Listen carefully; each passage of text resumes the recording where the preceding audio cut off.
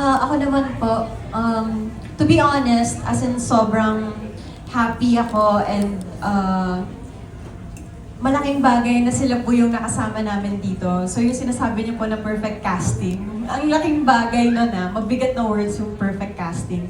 Pero masasabi ko na yes, itong mga taong kasama po namin ngayon, masasabi ko na perfect casting because hindi sila nagpabaya.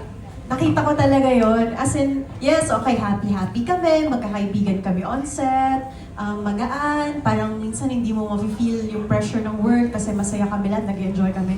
Pero once na nag-roll yung camera, lahat talaga sila, game face on. Walang petics, hindi nagbibigay ng 100% nila. As in, lahat talaga sila parang meron sila sa utak nila na kailangan gawin ko yung best ko kasi hindi pwedeng masayang yung character na binigay sa akin. Yun talaga yung nakikita ko sa kanila. Kaya makikita nyo sa episode 1 at sa lahat ng episodes yung ibig naming sabihin. So, I hope you like it, guys. Kasi perfect casting. Wow. To be honest, I'm feeling emotional dun sa mga kind words na sinabi nila. It means a lot. Kasi, you know, if you're casted na maging lead sa isang show, especially for a TV series area, alam mong matagal eh. It's not just your performance, but yung iiwan mong aral dun sa mga kasama mo dito sa set eh. And, you know, naging support din ako once. At itong mga support na to, they've been dreaming to have that role, to have a lead role one day. And so if you set a good example to them, and ikaw yung magiging rason kung bakit mas mamahalin pa nila yung industriya at yung showbiz, like don't be someone na, you know, na magiging kupal ka or magiging mayabang ka to the point na they're gonna hate the business, they're gonna hate the showbiz industry. But rather be the one na sasabihin na lang, okay, may ganitong tao, ito yung gusto kong sundan. And yeah, it's such malaking bagay siya. Kaya siguro ganito ka-blessed yung show. Because everybody is so genuine. Everybody just wants to help. And you know, it's so important for a lead na iparamdam mo sa mga co-actors mo na kailangan ako dito and pantay lang yung role mo kasi kailangan ka rin dito. Not because I'm higher than you, not because I'm bigger than you, but we're here for a reason. We're casted here for a reason. That's all. Ako naman natutuwa talaga ako sa kanila kasi noong 2018 when I entered Viva sa director, parang konti pa yung actors eh, wala pang Viva 1 noon. Then I was so young that time, I was like 26. Then I did lots of movies, then nawala ako sa directing kasi gimmick lang ako. May bar kasi ako. Then when I came back to Viva just last month, nitong last year, nagulat ako ng dami ng faces, tas mga Gen Zs. Then nagpa-audition kami and all for Mafia Boss. Then naramdaman ko during shoot na yung hunger nga nila, yung gutom nila to learn, to do well. Pag nagba-blocking ako, naririnig ko nagbabatuan sila na, "Uy, wag ka muna, ako muna." May ganun ba sila? Parang sabi ko, magsusuntukan pa yata itong mga to. So, kinakabahan din sila, ganun, may mga kinakabahan pag mabigat yung role. Then si Joseph, talagang tinutulungan niya nga rin tong mga bata sa acting, naririnig ko rin talaga. Support din talaga siya. Then minsan pa, pag kunyari tapos na yung nila, eksena nila, yung iba, hindi pa uuwi, makikitulog pa doon, parang, "Huy, muya kayo!"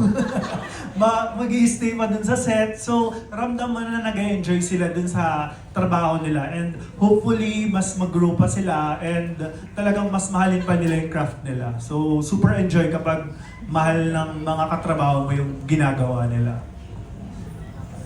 My second and final question is sa inyong dalawa rin at saka Joseph. Anong na-discover niyo sa isa't isa? In terms of friendship, nag-level up na ba yung pagiging magkaibigan nyo? Do you refer yourselves as special friends o nasa ang level na? Alam niyo po, sobrang overthinker to si Ren. Sobrang overthinker niya and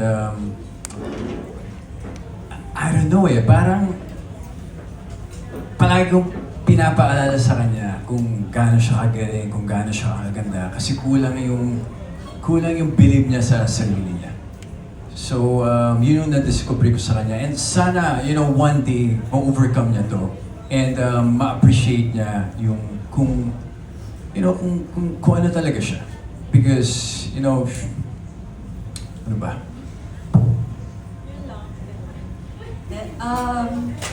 Ako naman po, na-discover ko kay Joseph, na pwede pala yun na yung first time mong makasama na tao sa isang special project na hindi mo kailangan mahirapan, mag-effort para lang magkaroon ka ng connection. Kasi minsan mahirap po yun. Totoo talaga. As in, hindi lahat ng nakakasama ko parang makakasundo ko kagad or mahirapan ako makipag-connect kahit yung mga simpleng makipag-usap lang or mag-aral lang ng script, ganyan. Sobrang na-feel ko sa kanya na hindi niya pina-feel sa akin na parang nobody lang ako, gano'n. Kasi when you read ko po talaga yun nung una, parang, baka hindi niya tanggapin tong project na to kasi di naman niya ako kilala. Tapos, nung nag-start kami, hindi niya po talaga pinaramdam yun sa akin. Lagi pa niya akong nire-remind na dapat hindi ako ganun mag-isip. Kaya tama naman yung sinabi niya. And malaking tulong po talaga yung ganitong klaseng connection and friendship namin kung bakit naging comfortable enough din ako sa set and to portray my character well kasi binigay niya din sa akin yun na hindi ko kailangan mag-overthink. Relax ka lang, you can do this, ganyan. So, masasabi ko na may special friendship between us. And masaya na may ganun on set, na may kakampi ka. Yung ganun po. Yes, magkakampi kami. Teka, follow up lang ha. Sabi ko, last question ko na yun. Sa inyong dalawa, Joseph, is Ren a girlfriend material? Kay Ren, is Joseph a boyfriend material? I think more of wife material.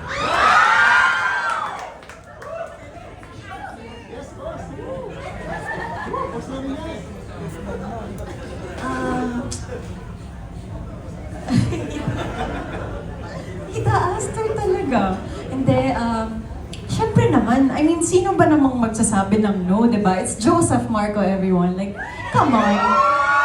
Come on. Kaya nga minsan parang, okay, to be honest, kapag sobrang in character kami, lagi ko talaga siyang pinipigilan na parang, hindi, wait lang, huwag ka masyadong intense. Huwag ka masyadong, kasi totoo ba talaga yung kilig? Hindi mahirap kiligin kay Joseph Marco. So, yung mga makita niyong eksena, effortless po talaga yun. Kasi, he is Joseph Marco, period. Thank you, tita. Again, congratulations at abangan niyo po lahat mga kaibigan ang aking exclusive interview sa dalawa, kay Ren at saka kay Joseph sa TikTok with Astor Amoyo. Thank you very much. Nag-promote pa, oh. Okay, maraming salamat po. Ngayon naman, moving on to batch 2. We have Eliza Daos, Nas Tabares, Dolly Ann Carvajal, Ana Pingol, and Ana Rina TV. For now, let's hear from Pulp Magazine. We have Eliza Daos. Hello, my question is for Ren and Joseph. So, medyo malawak yung character nyo. Si Amy, chaotic na funny, tapos si Zeke naman, intimidating ganun. So, para sa inyo, what part of Amy's and Zeke's personality is yung hardest para sa inyo na i-portray authentically? Hardest?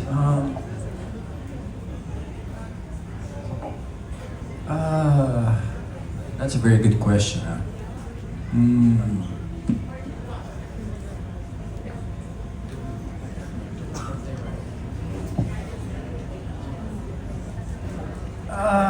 Alam mo, parang parang don't know. It's parang, to be honest parang malapit yung personality mo kay Zeke.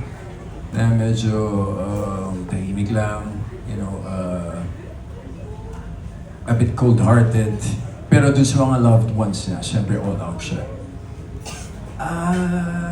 Hardest part to portray? Gusto ko sabihin yung killing part pero na-enjoy ko sa set I enjoy it so much, but siguro yung yung pagiging sobrang hard niya sa mga friends niya. I'm not like that. You know, I actually felt bad nung may ginawa kami eksena. Hindi ko na i-spoil. Medyo na-feel bad ako kasi nakasira kami ng gamit sa hotel. You know kami ni Maru, si Bash Postage, so abangan yun. Yeah, I guess that part, na parang hindi ako makarelate. Kasi kung gano'n nakaliit yung mundo mo, kung wala ka ng family, kung onti na lang yung mga pinagkakatiwalaan mo, I think you have to somehow protect them and don't make them feel na parang nasa baba mo sila. Si Zeke kasi parang sobrang intense to the point na pinaparamdam niya dun sa grupo niya na yun na boss siya. So yun lang yung part na hindi ako ma-relate. But the rest, sobrang nakaka-relate ako kay Ezekiel Rossmo. Tama ba? Pinaka-hardest part ng pagiging Amy? Or Yes. Okay. Yes. Na hindi ako makarelate? Pinaka-hardest for you, part ng personality ni Amy na hardest for you na i-portray or i-play. Okay. Honestly, si Amy kasi, ang hirap talaga ng mga eksena niya. Like, merong mga sequences na, yung isang sequence lang na yon, halos lahat ng emosyon, kailangan mapakita niya. Like, for example, meron kaming shoot before na seryoso yung eksena, may iyakan, tapos biglang magpapatawa siya. After niya magpatawa, bigla siyang iiyak. After niya umiyak, biglang magpapatawa ulit siya. So, ang hirap nun. Ang hirap mapakita na gano'n yung klase ng character niya, na grabe yung emotions niya, like roller coaster, ang bilis. At the same time, kailangan maging human pa rin siya. Kailangan makita pa rin, mag-register pa rin sa screen yun, na parang kahit kakaiba siya, tao siya, yung kailangan makarelate pa rin sa kanya yung mga tao. And isa din part is, kasi sa umpisa ng kwento, very funny, diba? Very childlike, very fun, very loud yung character niya. Tapos biglang babaliin na kailangan makita mo siya in a very serious Amy mode nung naging CEO na siya. So isang malaking bali din yun na parang kailangan makita ng mga tao yung difference nung pagiging Amy niya na parang, ganyan. Tapos biglang, diba? So, very challenging talaga. And yun yung malaking naging challenge for me na kailangan pakita ko talaga at mag-register talaga sa camera yung iba't ibang emotions and yung nangyayari sa utak ni Amy, ganun. And yeah, but yes. Thank you so much!